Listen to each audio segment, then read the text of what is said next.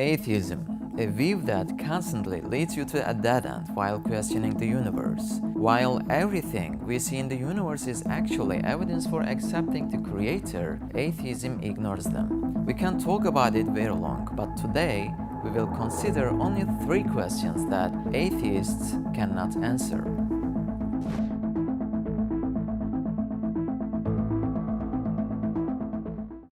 Question number 1. Where do these characteristics come from? It's an established rule that one cannot give what one doesn't have to another one. For example, let's say there are only 100 white balls in a glass sphere. What is the chance of a red ball to be chosen from this sphere?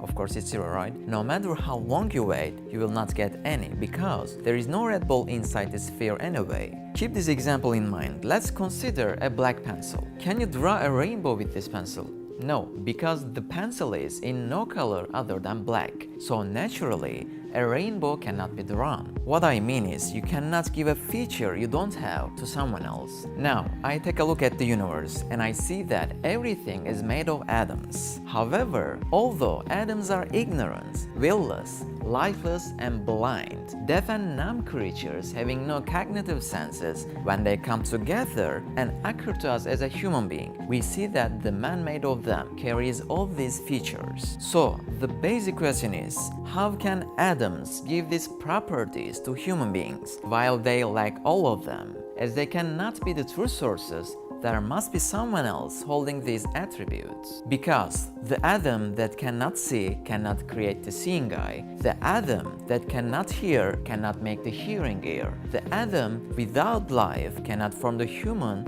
who has life. The human being has a variety of feelings while atoms don't have any. And all of these things are repeatedly happening every day, even every second. So isn't it necessary to accept that they are under the command of a creator who has attributes such as knowledge, will, power, life, sight, hearing and compassion behind these atoms? As we said, one cannot give what one doesn't have to another one, so there must be a creator. Second question, who is the judge, who is the prisoner?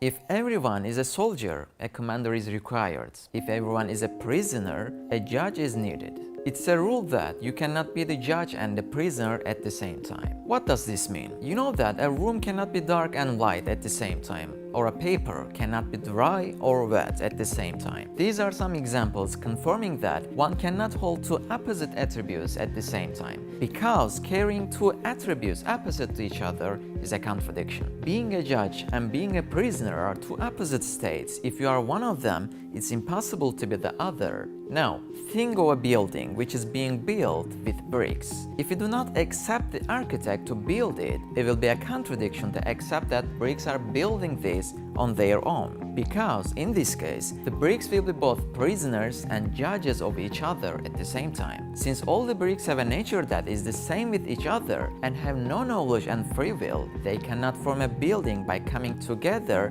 and agreeing. Otherwise, it will be a contradiction.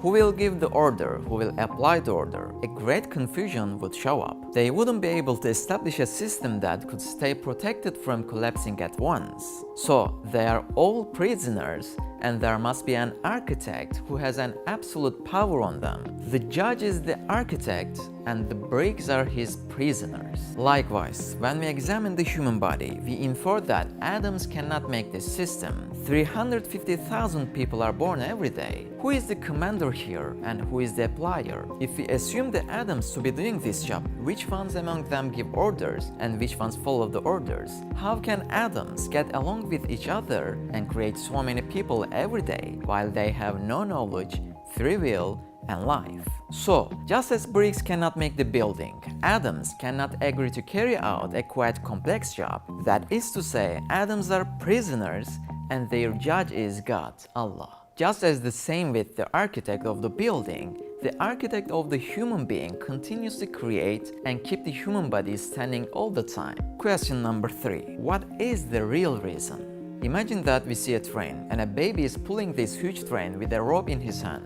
Nobody would believe this, so they would look for a hidden cause behind it, right? Because there are no attributes such as sufficient power, knowledge, and will in a baby. No doubt, another resource is required. In fact, we see gaps between causes and effects in the universe every day. While the causes are so simple, the results are extremely complex. The emergence of huge trees from a tiny seed, the emergence of a magnificent peacock from a simple egg, the emergence of a complex human from some simple water show us some examples of the gap between causes and results. So it's necessary to look for another source behind the view, because atoms lack the required attributes such as knowledge, free will, power, and life. So who holds these attributes? Doesn't science explain this, you might ask? No, science only explains the detailed sequence of the stages of their emergence. For example, they observe that there are some certain stages extending over 28 days inside the egg. Observing the stages doesn't mean that you solve the system and find the answer. Observing is just seeing sequences. There are still questions in the mind.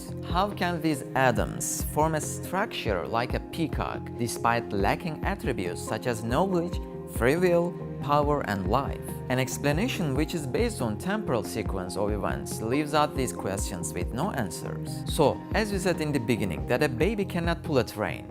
Just like that, another cause appears to our minds behind the scenes due to the gaps between the so-called causes and their effects that we examine in the universe. So everything we see tells about Allah, those who want to find Him. We will share this kind of videos inshallah about atheism, agnosticism, and deism. So don't forget to subscribe and leave a comment below. Inshallah we can reach together to people who are in search. Assalamu alaikum wa rahmatullah.